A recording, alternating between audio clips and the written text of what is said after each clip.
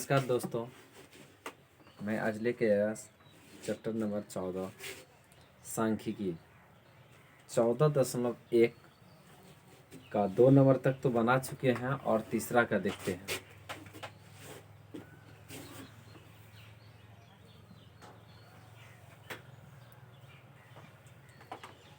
चौदह दशमलव एक और तीसरा का देखो। कार्य निम्नलिखित बंटन एक मोहल्ले के बच्चों के दैनिक जेब खर्च दर्शाता है और माध्य जेब खर्च 18 रुपया है, तो लुप्त बारंबारता एफ ज्ञात कीजिए, ये कर रहा है। अब यहाँ से देखिए तीसरा नंबर में दैनिक क्या है, दैनिक जेब खर्च, जेब खर्च। रे क्यों बोल रहे हैं तुम लोग बच्चों? क्लास आए हैं, क्लास में शांत बैठो। जेब खर्च, उसके बाद बच्चों की संख्या,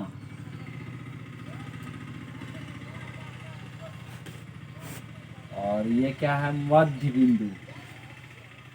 क्या है? मध्य बिंदु।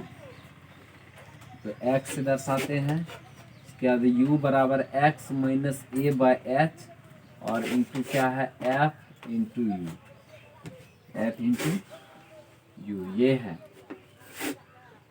सबसे पहले नंबर में है ये देखिए 11 माइनस 13, और 13 माइनस 15, और 15 माइनस 17, और 17 माइनस 19, 19 माइनस क्या हो गया आपको? 21, और 21 माइनस हो गया 23, और 23 माइनस क्या हो जाएगा? 25।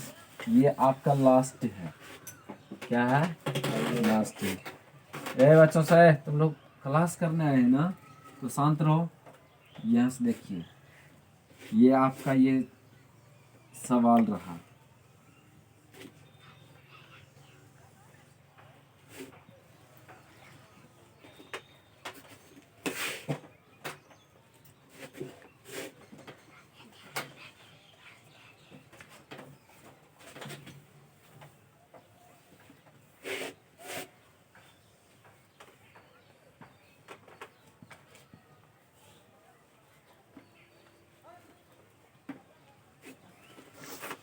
ये देखिए एक कहाँ है?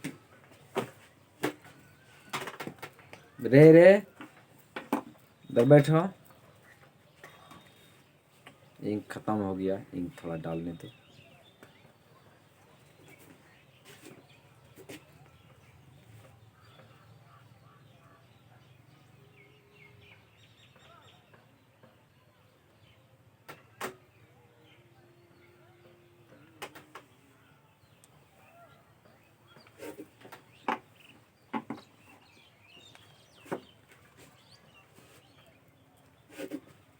चलो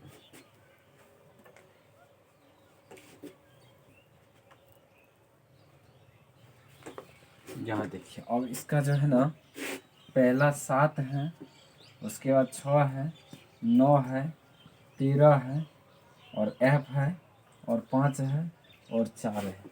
ये संख्या दिया हुआ है, और इस चीज़ को हम देखते हैं अच्छी तरह से कि क्यों कैसे बनाते हैं। यहाँ देखिए प्लीज, और अच्छा से देखिए। 11 से लेकर के 13 है, 13 से 15 है, 15 से 17 है, 17 से 19 है, 19 से 21 है, 21 से 23 है, 23 से 25 है।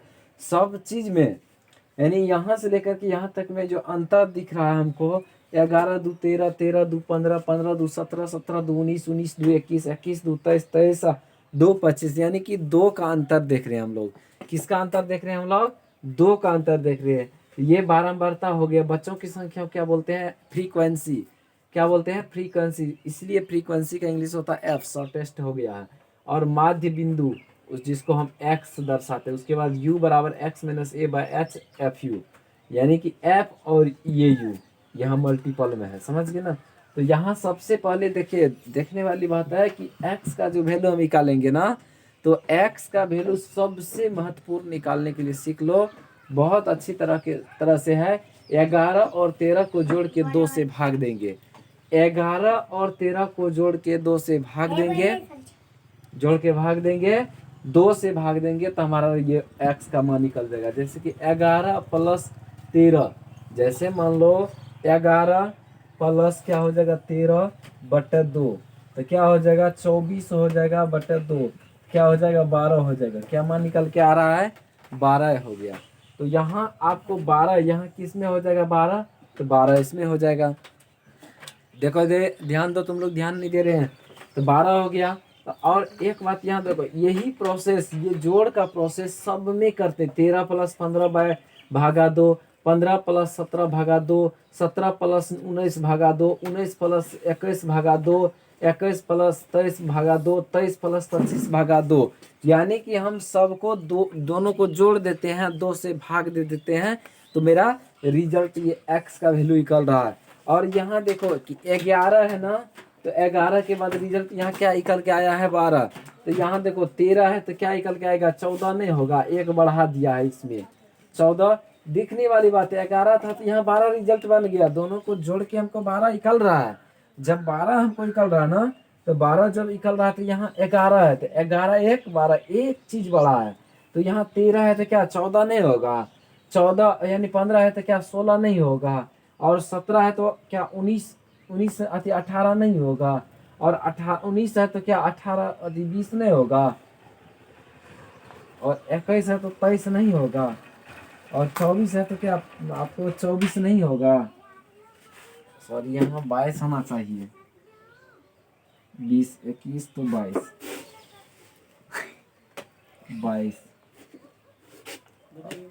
उसके बाद जो है अब u का वैल्यू निकालेंगे। तो सबसे पहले यहाँ देखो, पहले a पता होना चाहिए और उसके बाद h पता होना चाहिए। a कहाँ है, a इसमें पता लग रहा है एक, लेकिन x पता है पूरे के पूरे। ये बॉक्स में जो दिख रहा है वो टोटल x है।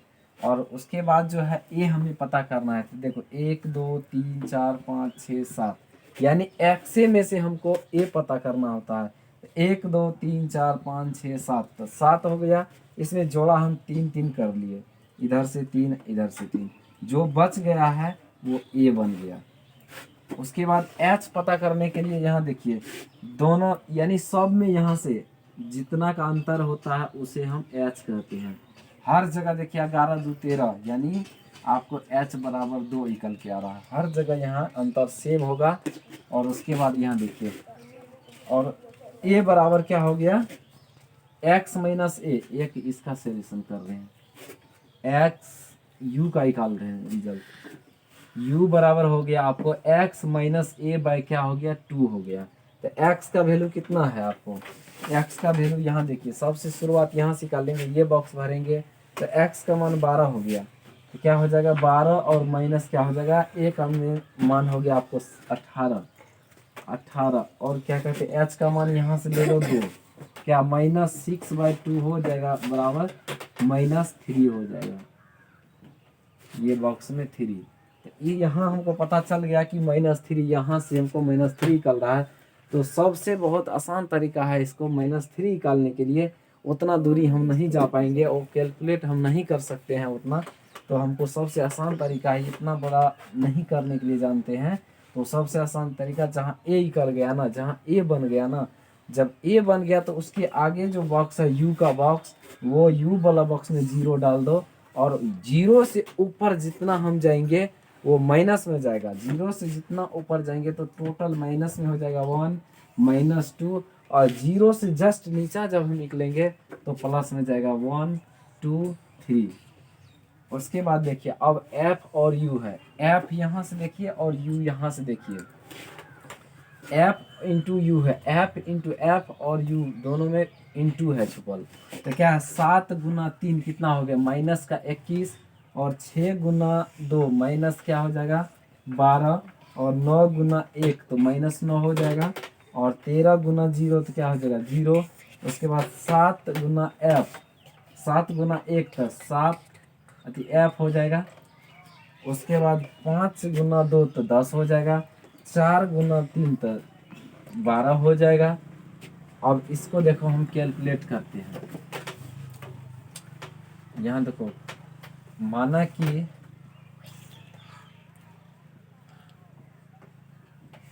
कल्पित माध्य ए बराबर आपको कितना आ गया है 18 है 18 है। इसके बाद आपको देखो वर्ग अंतराल आपको कितना है h बराबर 2, इसलिए माध्य बराबर a plus sigma F you बटा सिग्मा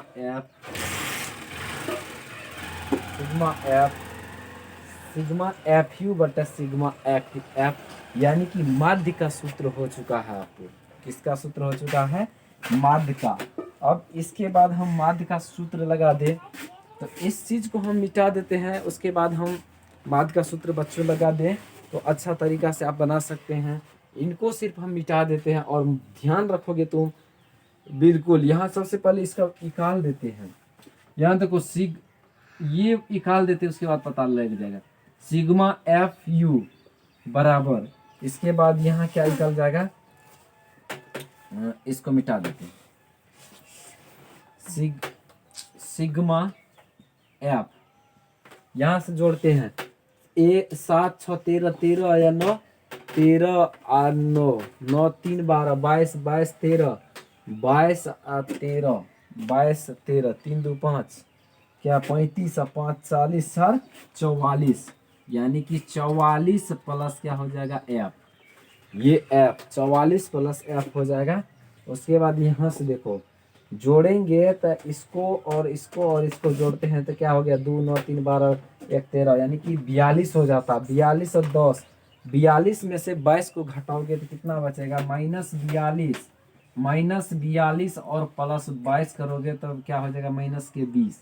तो क्या यहाँ लिखना होगा आपको 20 माइनस क्या हो जाएगा 20 माइनस एफ हो जाएगा। 20 माइनस कितना हो जाएगा एफ हो जाएगा। अब इनको हम मिटा देते इधर ऊपर से।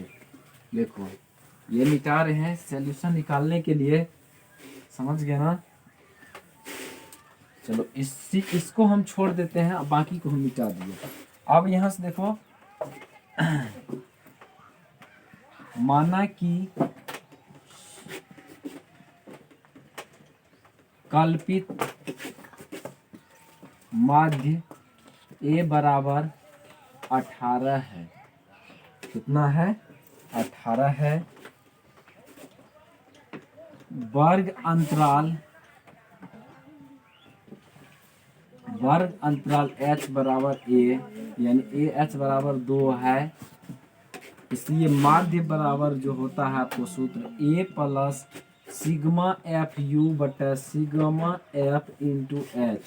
अब यहाँ से देखिए a का मान 18 है और क्वेश्चन में भी दिया है 18 आपको दिया है। माध्य बराबर भी दे दिया 18।